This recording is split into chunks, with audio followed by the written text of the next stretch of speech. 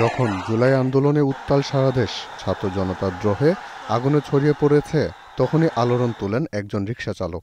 শিক্ষার্থীদের প্রতি সম্মান জানাতে হাত তুলে সেলুট জানানো সেই ছবি বিদ্যুৎ বেগে ছড়িয়ে পড়ে সামাজিক যোগাযোগ মাধ্যমে। তিনি হয়ে ওঠেন আন্দোলনরত ছাত্র জনতার অনুপ্রেরণা, অদম্য সাহসের প্রতীক।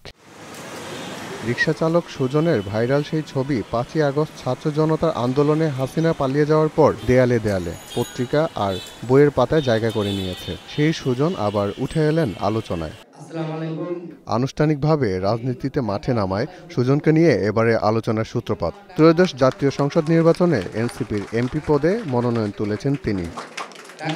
বৃহস্পতিবার ঢাকা ৮ আসন থেকে এনসিপি মনোনয়নপত্র নেন সুজন।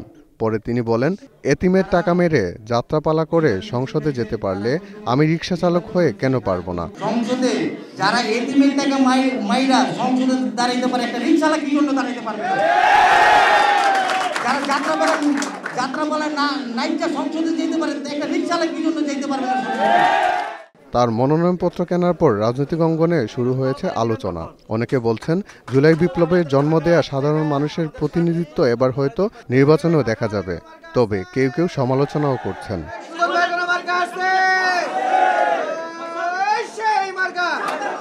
আল আমিন, ডেস্ক রিপোর্ট, স্টার নিউজ।